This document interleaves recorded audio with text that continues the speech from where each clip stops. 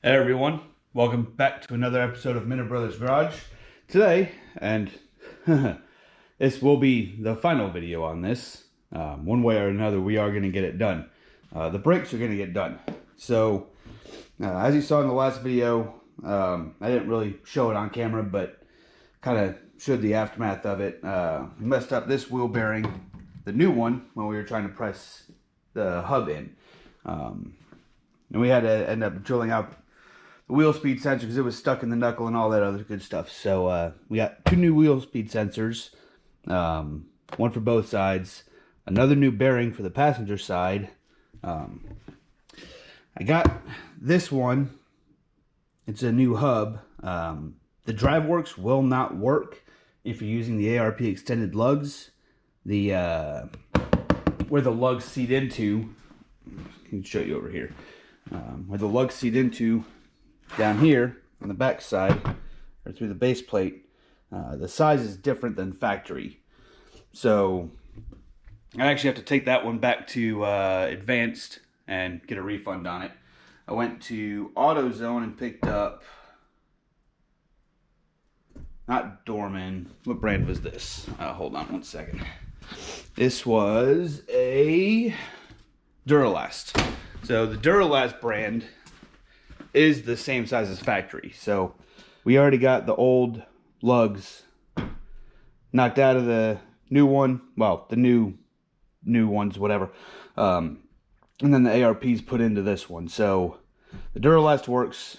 TRQs work. Obviously, Honda factory brand will work. There's certain aftermarket ones that won't work if you're using extended lugs, though. So now that we've got that done, I also went and bought, it's probably back here in the disaster pile of parts. Yeah, here it is. We got a, let's get up here where we can actually see it. We got a wheel bearing press kit. So this one's actually kind of meant for you to be able to do it in the hub on the car. But I'm going to use it on the press because I've already got everything else taken out. So we're going to get to working on that and hopefully not destroy another wheel bearing. So we'll be back with you then.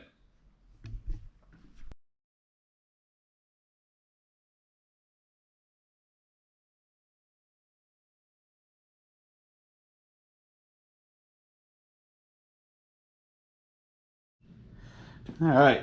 Well, so as you can see in that last clip, after everything kind of exploded on me, we got the old wheel bearing, well, the old new wheel bearing out. So we're going to get this set back up, get the proper press tools here, and we'll get the new one pressed in. And then hopefully we can get that hub over there pressed into it without destroying the wheel bearing again. So fingers crossed we don't destroy something again.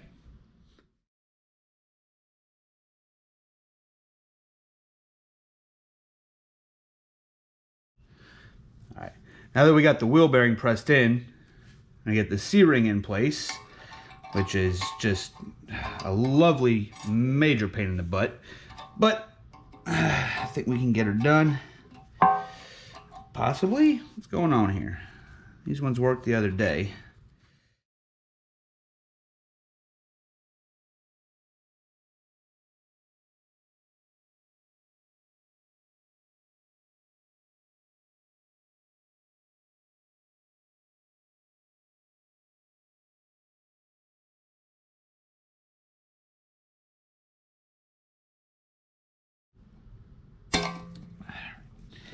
Come on, you can do it.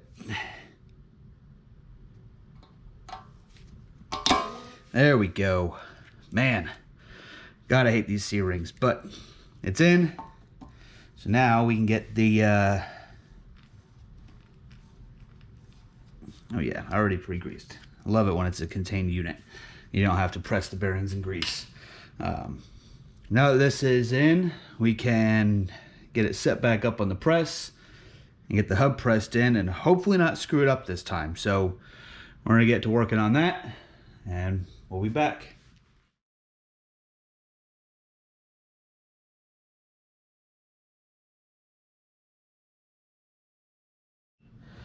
All right, so as you can see, finally, we got the hub in, we got the wheel bearing in, we got the extended studs on. And oh man, having that kit makes it so much easier. So everything stayed where it's supposed to be in the back. We'll have to get one of those wheel sensors put in here, which kind of goes right up here. If you can see, let me get out of the light here. Right here, this is where the wheel sensor goes. So we'll get that in, and then we can start getting this side put back together. Now we're going to start working on the driver's side. Let's make sure everything's still disconnected over here. Yep, all right. So we're going to get her out. Wow, that's a lot of gunk. Look at that. Look at that. Look at all that gunk from the well, wheel bearing partly and the axle. I mean, there's chunks of pretty solid goop here. So I'm gonna start working on the driver's side. I'm gonna have to take this speed sensor out as well. Probably just gonna have to break it off like we did the other one and replace this, because it just makes it a lot easier to hold this whole assembly together while you're working on it and pressing it in. So we're gonna get working on the driver's side, and then we need to start putting everything back together, which it's only been about a month of the car sitting here on jack stands, and I'm tired of it. This thing is slow. This thing is still slow, but it's a lot faster than this one. I'm ready to get back into it. So we're gonna get to the driver's side now, and we'll be back with you.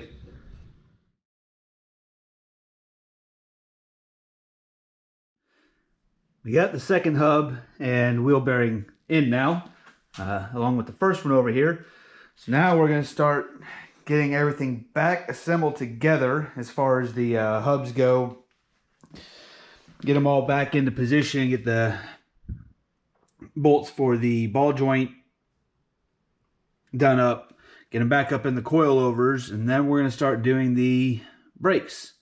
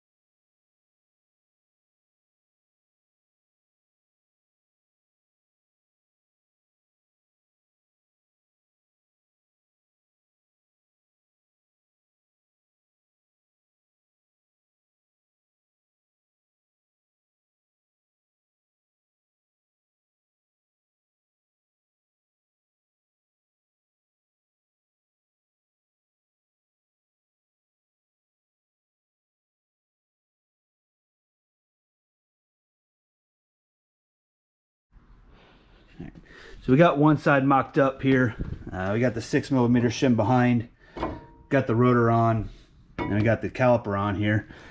So now we're gonna grab one of the front wheels and test fit it and make sure it doesn't need to be spaced.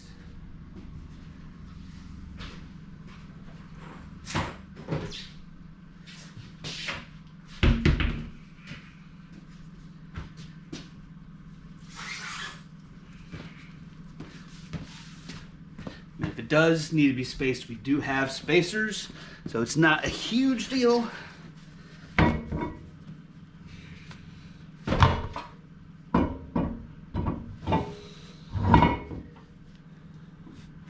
Oh yeah, wow. So it's gonna be kind of hard to hold this in place and show it, but as you can see, there's a good finger's width of clearance between this brake and the calipers. So we're not going to actually have to space these out at all. It's actually a lot more room than I thought we would have. But we are running a 17x9 with a plus 22 or plus 25 offset. So it's a pretty sizable offset. So actually, now that we've kind of test fit those, we can start throwing everything together, get the lines in, and get the system bled. So we're gonna start doing that now. So we got all the lines swapped now, all the way around. Got them all in here. Oh, pile of tires and crap back here. Can't really see on this side, but got this one in too. They're all tight. So now I just need to swap out the master cylinder right in there, the TL-S one, and then we can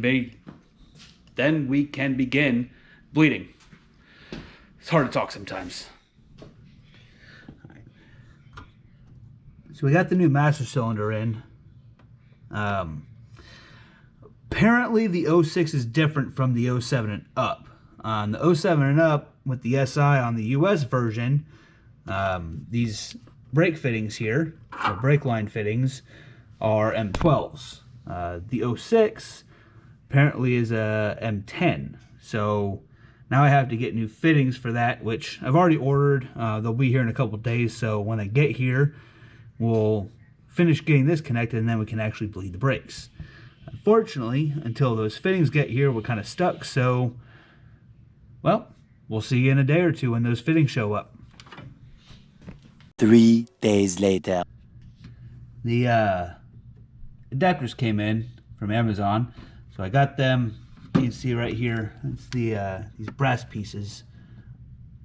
We got that all tucked away now. The lines had to be bent a little bit more to accommodate the adapters, but that's not a huge deal.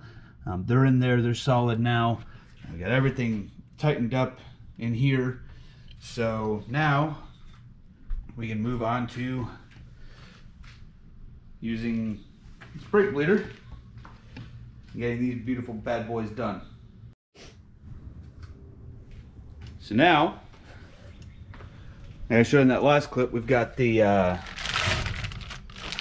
master cylinder all buttoned up. I'm going to start filling up the system and bleeding the brakes.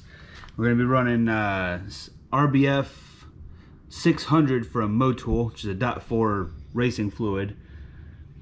We're going to do this in the brakes, and I think while we're at it, we might also bleed the clutch as well.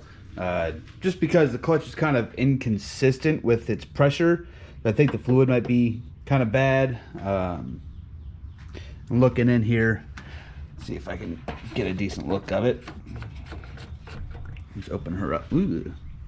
Kind of hard to tell, but it is a little dirty. So yeah, I think we're going to do the brake, or the well, we're obviously doing the brakes. I think we're going to do the clutch as well while we're in here, but to do that, we're going to have to take off the intake because the slave cylinder is way down here. I don't know if you can see my fingers down there moving around.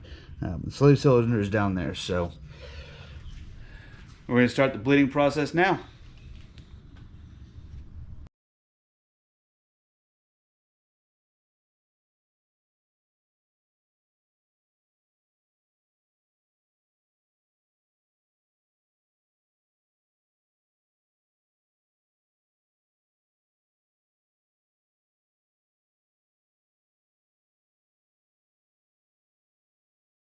So with the adapter here that I just showed you that looked like it was not in there right, somehow the fitting here on the line itself got not really cross-threaded, but the threads aren't viable to use anymore without working on them. So instead of doing that, I went to advanced and got, let's see here, where's all the stuff? Got a brake line cutter, or a tubing cutter, or whatever. So we're going to cut the factory nipple off the line, I guess is what you could call it.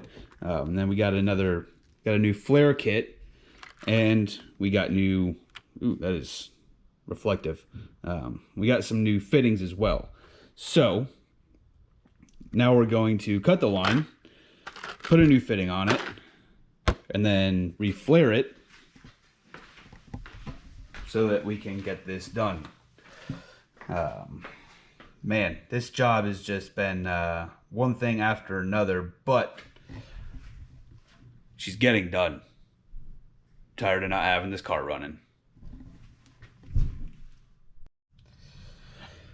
Oh, wow. Was that a pain in the ass? That little piece right there probably just took me, what you say, 45 minutes, an hour, yes. Hour and a half. The fitting itself, the silver piece, didn't want to go over the line to begin with. Then on top of that, there's not a whole lot of space, so reflaring the line was a pain. Just never-ending fight. But we've got it on now, so we need to start bleeding the brakes, and hopefully this one doesn't leak like the last setup did. Yeah. All right, so we got the brakes bled, and wow, let me tell you, that pedal is stiff, which is beautiful because before it was not. Unfortunately, I'm not gonna be able to test drive it today, not with the tires I have for the car. We're about to get smashed with a big old storm. I mean, you can see right there how fast the clouds are moving. That's just crazy. And they are super low too, so. But now we're going to bleed the clutch. Just finished up the SI inside, but just finished storming, kind of. I mean, it's still raining a little bit, but that's the sunset right there. And over there, I don't know if you can see it, but there's a nice rainbow. Now, we got everything back on the SI. It's all buttoned up. We're just gonna lower her down now. And that'll be it for now. Can't really go take it for a drive because it is raining and, well, slick track tires that have no tread on them anymore. So hopefully tomorrow it'll clear up a little bit, and we can go take her for a drive and see how she feels with the new brake setup. After bleeding it, the brakes feel great. I bled the clutch as well. It feels much better now than it used to. So hopefully, once we go take it for a drive, she'll be ready to be ripping around the track.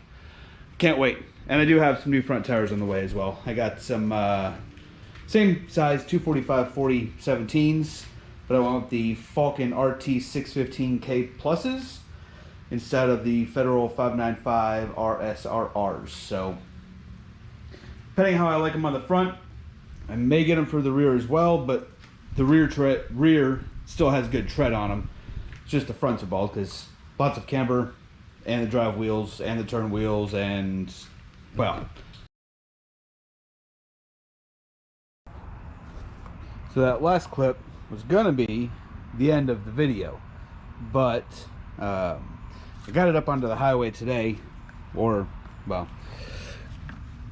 a couple days ago or whatever it is when you see this video, and I was getting a really violent wobble when I hit the brakes at highway speeds.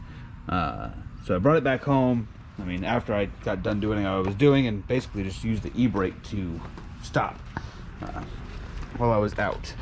As you can see, well, maybe not. It's kind of, but that wheel, sorry, dying a little bit, spins freely. This one over here did not. So I kind of disassembled the brake setup, and what I realized is, I don't know if it's something with the pads or with the caliper itself with the powder coating, but the pads themselves, like this edge here, let's lay this down, These edges on the sides are just a little too high for the caliper. So I don't know if the powder coating on the caliper is just a little too thick on the inside where the pad sits, or these pads are just a little oversized. But when they're in there, they're too tight in the caliper, and it doesn't let them move in and out like they're supposed to. So what I'm going to do is I'm going to kind of shave these down a little bit on the edges, and then we're going to put them in, and hopefully that fixes our issue. I'm going to get to doing that real quick, and then hopefully, pray to God, that'll be the last of this brake job. Oh, I so hope. So hope. It has been nothing but trouble after issue after beating my head against the wall with this thing. So hopefully this is the last thing.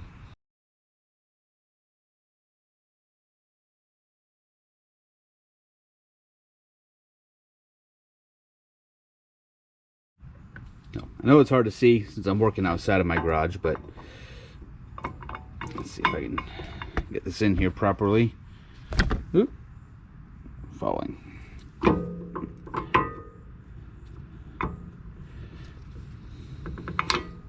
You can see how it's kind of sticky in there. And now it slides right through. That's what the problem was earlier, is pads were really tight and they were getting stuck as they were going through. So now that I may have to go back and do a little bit more on this one, but I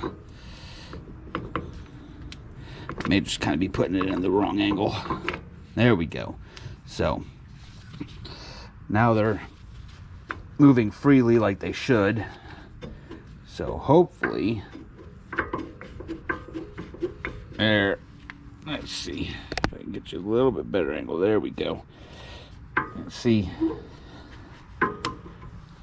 I don't know if you can tell, but you can see this hole right here. My finger just covered.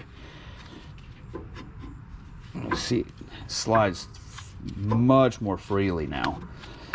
And that includes the back is the same as well. It's just a little harder to kind of get a hold of here. But they both slide freely now. So hopefully that solves the issue. I'm gonna put it all back together now, and then in the morning we're gonna take it for another test drive and see where she's at. Hopefully, oh God, hopefully that really solves the issue and we'll be done with this. But if not, well, I'll let you know. Okay, so we got those shaved down, like I showed in the last clip. Got them all put in. Got the pins put in, the spring put in, or the the pad separation spring, whatever you want to call it. Got everything put in. Went and took it for test drive, and it doesn't feel like a death trap anymore. So that's good. Everything feels good now. I am gonna have to go back and re-bleed the brakes, because obviously when I bled them the first time, caliper wasn't moving on the front passenger, so I'm gonna have to redo that. But other than that, she is good to go and ready for daily driving for me again, and track events as soon as Ozark International Raceway opens up down at Lake of the Ozarks in Missouri, if you know where that's at. So that'll be the end of this video. I hope everybody has a good day. God, there's June bugs flying everywhere. And we'll see you next time.